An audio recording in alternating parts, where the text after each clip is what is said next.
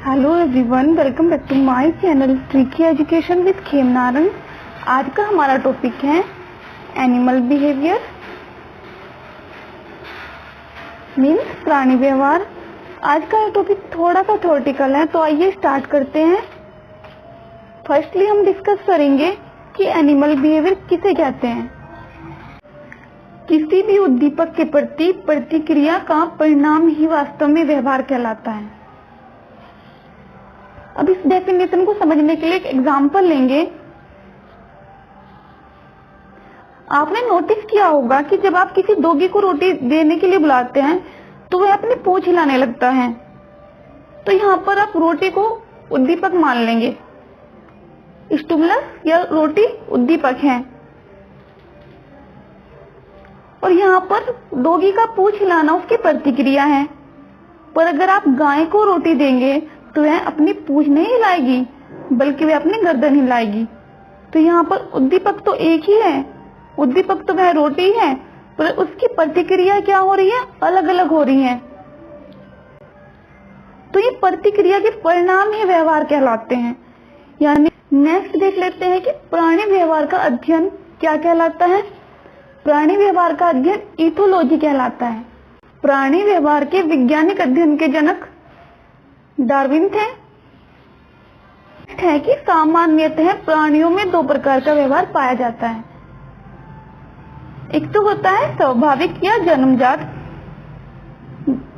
जैसे कि हंसना, रोना, भूख लगना, पलके को झपकना, ये सब क्या है, स्वाभाविक या जन्मजात व्यवहार है। दूसरा होता है सीखा गया व्यवहार, जो हम अपने अनुभव के आधार पर सीखते हैं। फर्स्टली डिस्कस कर लेते हैं स्वाभाविक या जन्मजात व्यवहार को। यह जीन्स द्वारा नियंत्रित होता है और यह आनुवंशिक होता है। यह हमारे जो डीएनए में जीन्स होते हैं उनके द्वारा नियंत्रित होता है और आनुवंशिक होता है। मीन्स ये एक पीढ़ी से दूसरी पीढ़ी, फिर नेक्स्ट चलता रहता है और यह अन्य सजातीय जंतु को देखे बिना ही प्रदर्शित होता है। मीन्स एक चिड़िया घोंसला बनाती है, एक चिड़िया घोंसला बनाना सीखती नहीं है या दूसरी को देखने नहीं जाती है, तो इसका मीन्स है कि ये क्या है, उसमें स्वाभाविक या जन्मजात है। मकड़ी जाला बनाती है, तो ये भी उसका क्या है, स्वाभाविक या जन्मजात व्यवहार है। इस प्रकार के व्यवहार को फिक्स्ड एक्शन पैटर्न या फैप कहते हैं। और इस प्रकार के जो व्यवहार होते हैं वो रूढ़िबद्ध यानी कि स्टीरियोटाइप होते हैं। मीन्स ये जल्दी से बदलते नहीं है। स्टीरियोटाइप यानी कि फिक्स ही रहते हैं। इनको 5 प्रमुख भागों में बांटा गया है। फर्स्ट है गति, कर्म, प्रतिक्रियाएं। ये वातावरण की दशा के कारण होती है। इसमें क्या होता है, जंतु गमन करता है, यानी कि जंतु लोकोमोशन करता है, गति करता है, पर उसकी कोई निश्चित दिशा नहीं होती या कोई दर नहीं होती। क्यों, कौन सी दिशा में गमन करेगा या कौन सी दर से करेगा, उसकी कोई पर्टिकुलर दिशा या दर नहीं होती। जो जंतु की गति करने की प्रक्रिया है, यह व्यवहार उद्दीपन की तीव्रता पर निर्भर करेगा कि उद्दीपन कितना ज्यादा है या कितना कम है, उसकी फ्रीक्वेंसी क्या है। सेकंड है अनुचलन प्रतिक्रिया। इस प्रकार के अनुचलन में एक निश्चित दिशा में गमन होता है, यानी कि दिशा जो है वो उद्दीपन से प्रभावित होगी या होती है। यदि जंतु उद्दीपन स्रोत की दिशा में ही गमन कर रहा है, यानी कि जहां से उद्दीपन मिल रहा है उधर की साइड ही वो गमन कर रहा है, लोकोमोशन कर रहा है, तो इस प्रकार के गमन को सकारात्मक अनुचलन या पॉजिटिव टैक्सी बोलते हैं। और यदि वह उद्दीपन स्रोत के विपरीत गमन कर रहा है, विपरीत यानी कि जिधर से उसे उद्दीपन मिल रहा है, उद्दीपन मिलना मीन्स प्रकाश हो सकता है आपका उद्दीपन, जल हो सकता है, कोई रसायन हो सकता है, कोई पदार्थ हो सकता है, जिधर से उसको उद्दीपन मिल रहा है वह अगर वो उससे दूसरी साइड गमन कर रहा है तो नकारात्मक अनुचलन बोलते हैं। इस प्रकार के अनुचलन को या गति को नकारात्मक अनुचलन बोलते हैं। प्रतिवर्ती प्रतिक्रियाएं, इस प्रकार का व्यवहार या प्रतिक्रियाएं तंत्रिका तंत्र द्वारा नियंत्रित होती हैं, यानी कि नर्वस सिस्टम द्वारा नियंत्रित होती हैं। और इस प्रकार की प्रतिक्रियाएं स्पर्श, ताप, पीड़ा, विद्युत आदि से अचानक ही यंत्रवत हो जाती है, यानी कि अपने आप से रिएक्ट कर देती है हमारी बॉडी। हमें इस प्रकार की एक्टिविटीज के लिए सोचना नहीं पड़ता है। मान लो आपका हाथ अचानक से जल जाए तो आप तुरंत उसे पीछे कर लोगे, सोचोगे नहीं उसे हटाने से पहले। तो ये क्रिया इतनी अचानक से होती है, खुशन भी बोलते हैं।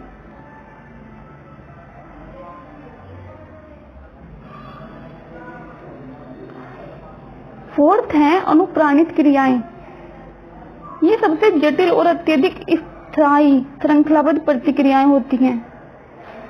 ये सबसे ज्यादा कॉम्प्लिकेटेड और क्या श्रेणीबद्ध प्रतिक्रियाएं होती हैं। इनको फैप यानी कि फिक्स्ड एक्शन पैटर्न प्रतिमान या क्रियाएं भी बोलते हैं। इनका एग्जाम्पल क्या है, जैसे कि पक्षियों द्वारा घोंसला बनाना, पक्षियों द्वारा घोंसला बनाना, मकड़ियों द्वारा जाल बनाना या माइग्रेशन। आपने देखे होंगे कि कुछ पक्षी बहुत दूर दूर का सफर तय कर लेते हैं। जब वहां पर उनके अकॉर्डिंग मौसम नहीं होता तो वो दूसरे देश में चले जाते हैं, दूसरे तट पर चले जाते हैं। और जब वो दोबारा उनके वहां पे एटमॉस्फेयर रहने लायक हो जाता है, वहां पे कुछ सीजन निकालने के बाद वो वापस अपने वहीं पे लौट जाते हैं। तो इस प्रकार की जो प्रक्रियाएं हैं ये सबसे जटिल और श्रृंखलाबद्ध है। ये कोई सिखाता नहीं है उन्हें, ये अपने आप होती है। जन्मजात प्रक्रियाएं हैं, ये जन्मजात व्यवहार है उनका। नेक्स्ट है अभिप्रेरित प्रतिक्रियाएं। ये शरीर की भीतरी दशाओं द्वारा भी प्रेरित होती हैं। ये जो व्यवहार है ये शरीर के भीतर से आता है। मीन्स ये किसी विशेष उद्देश्य की पूर्ति के लिए आवश्यक रूप से करनी पड़ती हैं। यानी कि हमारी बॉडी है और ये मतलब डाउन फील कराने लगती है, तो आप क्या खा लेते हो, खाना खा लेते हो, तो बॉडी की आवश्यकता क्या है, भोजन। तो ये इस तरह की जो हमारा व्यवहार है वो अभिप्रेरित प्रतिक्रियाओं के अंतर्गत आता है। भूख, प्यास, और जब हम ये खाना खा लेते हैं उद्देश्य की समाप्ति के साथ ही ये समाप्त भी हो जाती हैं। इस प्रकार की प्रतिक्रियाएं उद्देश्य समाप्ति के साथ ही समाप्त हो जाती हैं। अब हम डिस्कस करेंगे सीखा गया व्यवहार, और यह व्यवहार हमारे पूर्व अनुभवों के आधार पर व्यवहार परिवर्तन को प्रदर्शित करता है। जो हमारे पूर्व अनुभव होते हैं उनके आधार पर हमारे व्यवहार में होने वाले यानी कि हमारे बिहेवियर चेंजिंग को प्रदर्शित करता है। ये हमारे डीएनए से रिलेटेड नहीं होता और ना ही ये जन्मजात होता है। ये हमारे डीएनए से रिलेटेड या जेनेटिक प्रॉपर्टी से रिलेटेड नहीं होता और ना ही ये जन्मजात होता है। इसे सभी जंतु अपने जीवन काल में अर्जित करते हैं, इसलिए इसे उपार्जित व्यवहार या एक्वायर्ड बिहेवियर भी बोलते हैं। इसे 5 भागों में डिवाइड किया गया है। फर्स्ट है अभ्यसन यानी कि हैबिचुएशन। अगर हम एक काम लगातार करते जा रहे हैं तो वो हमारी हैबिट में आ जाएगा। तो इस तरह के व्यवहार को अभ्यसन या अभ्यास के आधार पर होने वाला व्यवहार कहते हैं। उसके उद्दीपन के प्रति अगर हम एक ही कार्य बार बार कर रहे हैं तो हम उसके लिए क्या हो जाते हैं, अनुकूल हो जाते हैं। तो इस तरह का व्यवहार अभ्यसन व्यवहार कहलाता है। इसका एग्जाम्पल एक मेरे पास है कि जब मैं अपने स्कूल जाती थी तो वहां पर एक रास्ते में टेम्पल पड़ता था, तो मैं वहां पर हाथ जोड़ लिया करती थी। तो कई बार मुझे पता भी नहीं चलता था और अचानक से मेरे हाथ खुद ब खुद उसी पोजीशन पर आके जुड़ जाते थे। तो ये क्या है, एक अभ्यसन व्यवहार है। नेक्स्ट है अनुकूलित प्रतिक्षेप, कंडीशनल रिफ्लेक्स। ये कंडीशन के आधार पर डिपेंड करता है। आपने पावलाव, अगर आपने बीएड की है या बीटीसी की है या डीएलएड कुछ भी किया हो तो आपने पावलाव का लॉ जरूर पढ़ा होगा। तो उसमें आपने क्या देखा था कि जब वो पहले तो अपने डॉगी को क्या खिलाता है, डायरेक्ट ही मांस का टुकड़ा दिखाता है और वो लार टपकाता है, पर फिर बाद में वो घंटी बजाता है पहले, और घंटी बजा के उद्दीपक यानी कि मांस का टुकड़ा दे देता है। तो लास्ट में उसकी स्टेज यानी कि मांस का टुकड़ा जो कि एक उद्दीपक है, उसका कार्य लास्ट में घंटी यानी कि रिंग ही करने लगी थी। वो घंटी की आवाज सुन के ही लार टपकाने लगा था। तो यहाँ पर ये क्या हुआ, अनुकूलित प्रतिक्षेप। यहाँ पे जो उसका व्यवहार था ये कंडीशनल रिफ्लेक्स के अंतर्गत आ रहा था। तो इस तरह का व्यवहार क्या कहलाता है, कंडीशनल रिफ्लेक्स कहलाता है। थर्ड है प्रयत्न त्रुटि की सीख यानी कि ट्रायल एंड एरर। इस तरह का व्यवहार अगर आप ट्राई कर रहे हो और उसमें आपको पॉजिटिव रिस्पॉन्स मिले तो आप ज्यादा ट्राई करोगे, मीन्स आगे बढ़ोगे, और अगर आपसे एरर हो जाए, कोई गलती हो जाए तो वहां से आप पीछे हट जाओगे। तो इस तरह का व्यवहार भी क्या होता है, सीखा गया व्यवहार कहलाता है। नेक्स्ट है प्रबोध तर्क यानी कि इनसाइट रीजनिंग। आप सबने वो स्टोरी तो पढ़ी होगी कि एक कमरे में एक चिंपैंजी था, उसके पास लटके हुए क्या थे, केले लटके हुए थे, उसके पास एक सीढ़ी रखी हुई थी।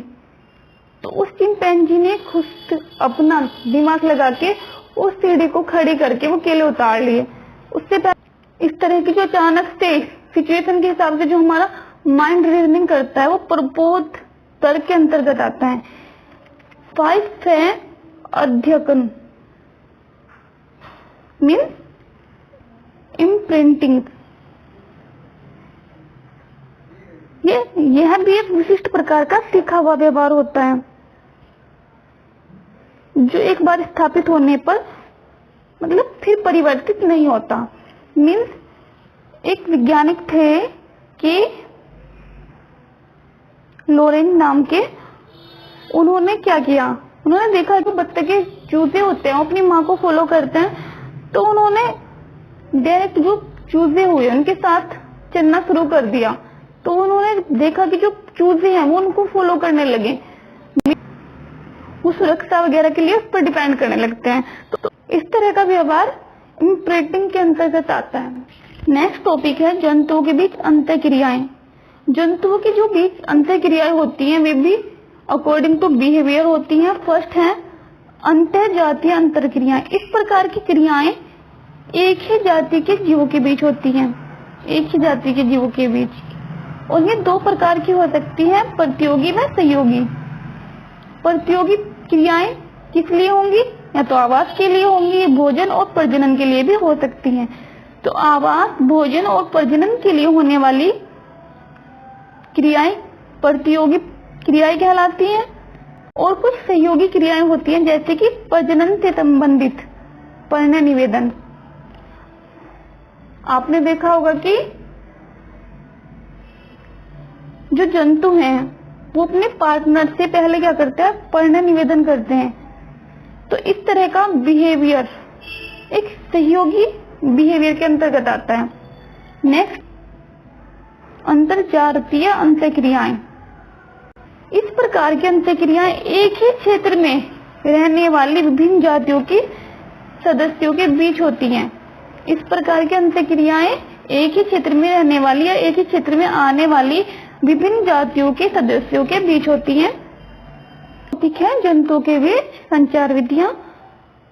कुछ जंतु कम्युनिकेशन या संचार के लिए भी कुछ विशेष बिहेवियर प्रदर्शित करते हैं। फर्स्ट है दृश्य संचार। फाइलम आर्थ्रोपोडा, मोलस्क और कशेरुकियों में पूर्णतः विकसित नेत्र पाए जाते हैं, और ये अपने नेत्रों द्वारा, आपको पता है कि आर्थ्रोपोडा में तो एंटीना टाइप संरचना भी होती है, उनके द्वारा और अपने शरीर के अन्य भागों के द्वारा गतिविधियां करके, एक्टिविटीज करके दृश्य संचार करते हैं, विजुअल कम्युनिकेशन प्रदर्शित करते हैं। सेकंड है ध्वनि संचार। कुछ स्पेशल प्रकार के जीव होते हैं जो विशिष्ट स्पेशल टाइप की वॉइस निकाल के बड़े बड़े क्षेत्रों में और जल में संदेश भेजने में उपयोगी हैं। ध्वनि की अलग अलग फ्रीक्वेंसी द्वारा अलग अलग संदेश दिए जाते हैं। पक्षियों और स्तनियों में शत्रु के खतरे द्वारा या सेक्सुअल अट्रैक्शन के लिए विभिन्न प्रकार की ध्वनियां उत्पन्न करने की क्षमता होती है। थर्ड है रासायनिक संचार। इस प्रकार के जंतुओं में शरीर की सतह पर या मूत्र में यानी कि यूरिन में ऐसे पदार्थ स्रावित होते हैं जो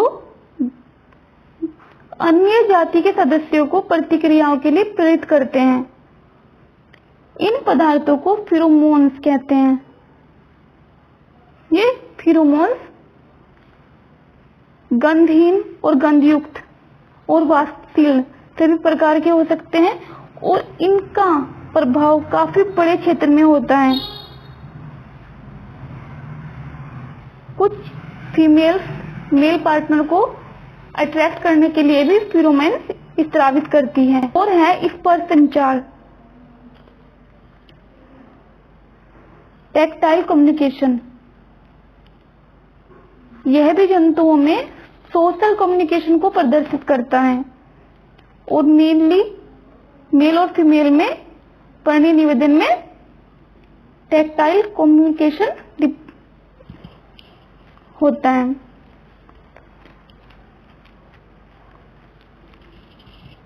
नेक्स्ट टॉपिक है मछली व पक्षियों में प्रवासी व्यवहार। प्रवासी यानी कि एक स्थान से दूसरे स्थान पर जाना। जंतु का एक स्थान से दूसरे स्थान को नियतकालिक भ्रमण माइग्रेशन कहलाता है। नियतकालिक भ्रमण मीन फिक्स टाइम के लिए, नियत काल के लिए यानी फिक्स टाइम पीरियड के लिए एक स्थान से दूसरे स्थान पर माइग्रेट करना माइग्रेशन कहलाता है। और प्रवासी मछलियां मुख्यतः 3 प्रकार की होती हैं। ये बहुत इंपॉर्टेंट है।